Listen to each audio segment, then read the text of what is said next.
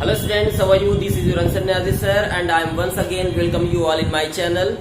आज हम एक नए चैप्टर को शुरू करने वाले हैं जिसका नाम है सिमिलर ट्रायंगल और ये क्लास 10th का सबसे मुश्किल चैप्टर कहलाता है और इम्पोर्टेंट बहुत है।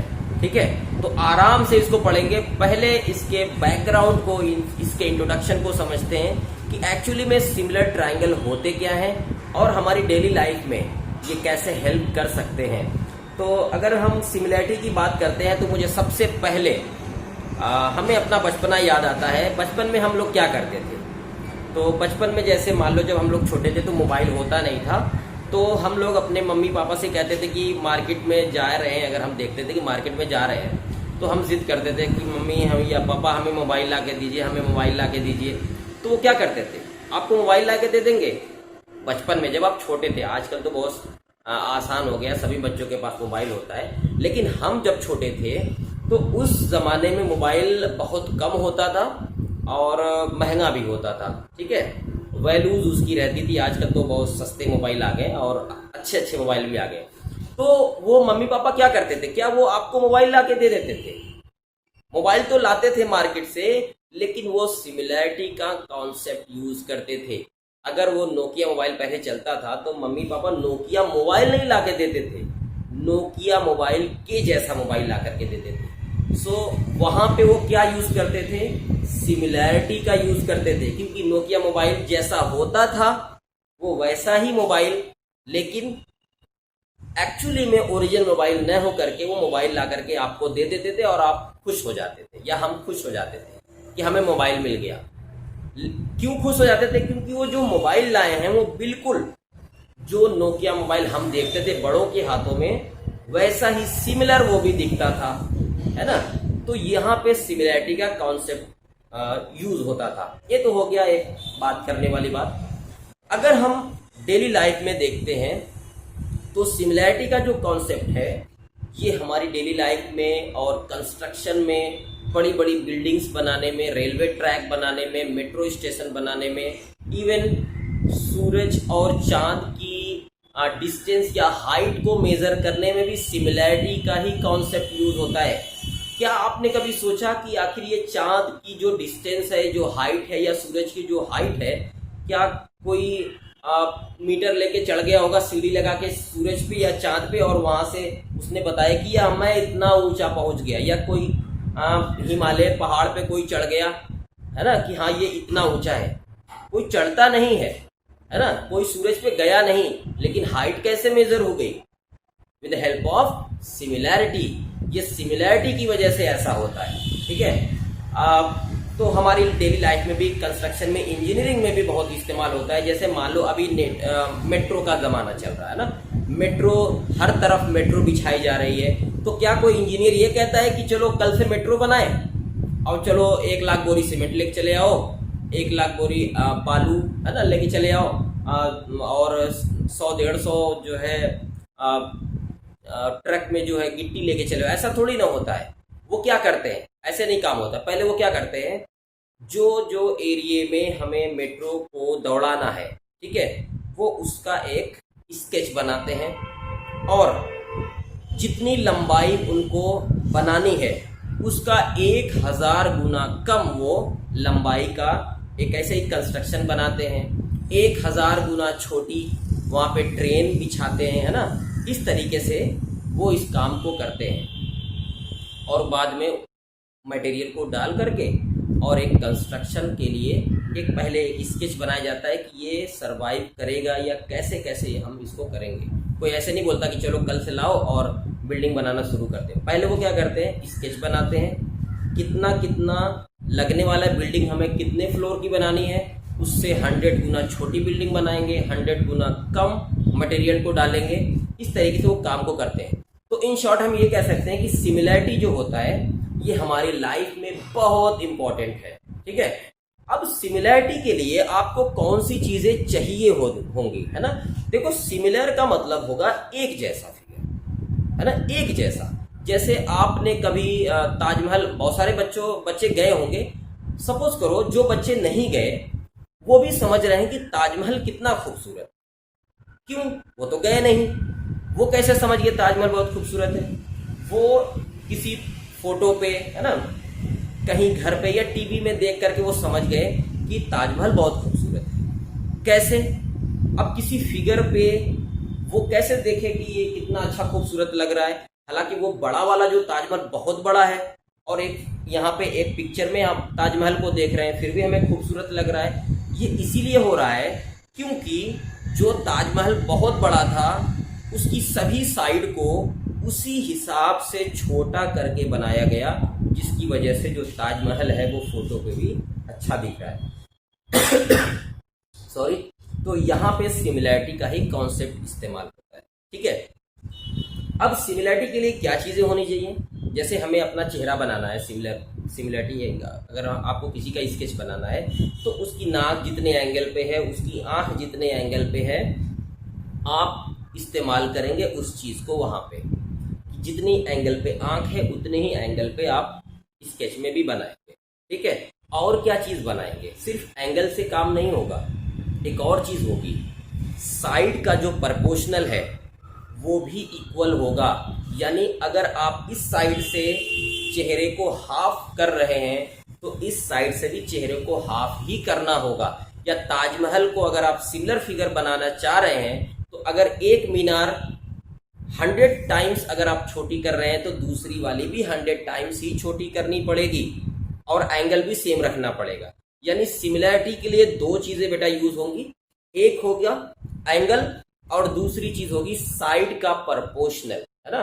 तो for the similar figure two things are most important things. First one is angle should be equal and sides are proportional. ठीक है, एंगल इक्वल होगा और साइड भी प्रोपोर्शनल होगी। ठीक, अब कौन कौन से फिगर सिमिलर हो सकते हैं? देखो, अगर आप सर्कल देखते हैं, सर्कल तो सर्कल छोटा बनाते हैं, ये कैसा लग रहा है? एक जैसा लग रहा है? छोटा बड़ा तो हो सकता है लेकिन है ये सिमिलर, है ना। आपकी फोटो बड़ी साइज की फोटो और पासपोर्ट साइज की छोटी फोटो, वो दोनों सिमिलर हैं क्योंकि वो एंगल के साथ साथ आपकी साइड, आपकी बॉडी का जो प्रोपोर्शनल है वो भी छोटा हो रहा है। ठीक है, तो आपकी पासपोर्ट साइज फोटो और आप ओरिजिनल, ये दोनों क्या है? ये आप सिमिलर हैं।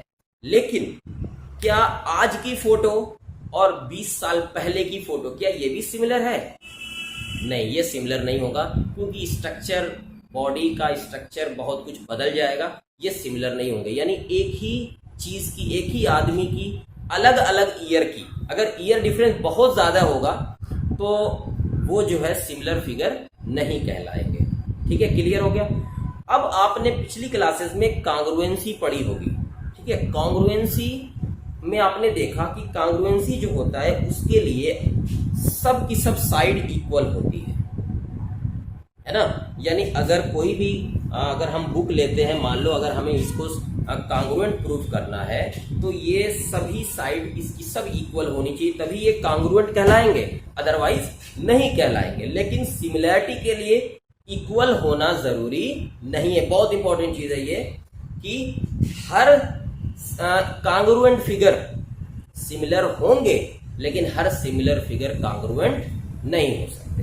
ठीक है, तो दो चीजें हैं इसमें, एक तो एंगल इक्वल होना चाहिए और साइड का प्रोपोर्शनल इक्वल होना चाहिए।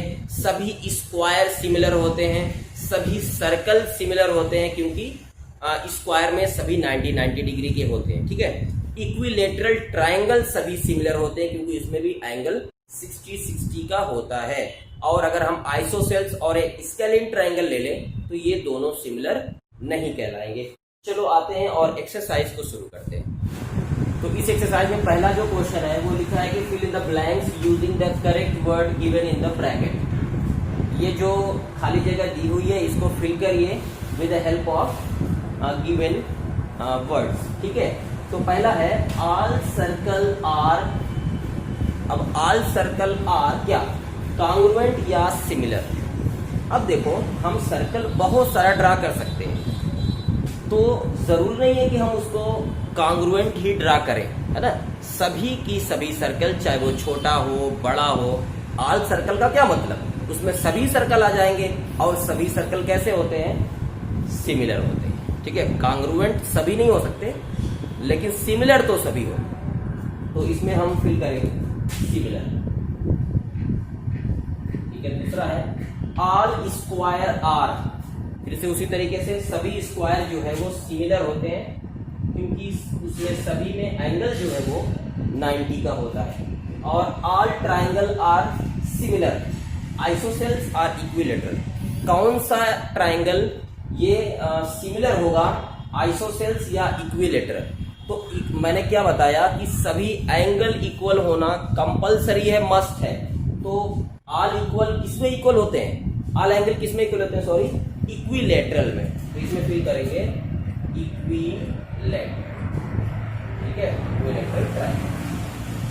इसके बाद है two polygon of the same number of side, दो पॉलीगन जिसमें साइड का नंबर जो है सेम है, आर सिमिलर, वो सिमिलर होंगे if their corresponding angle are. कब होंगे, जब उसके एंगल इक्वल होंगे।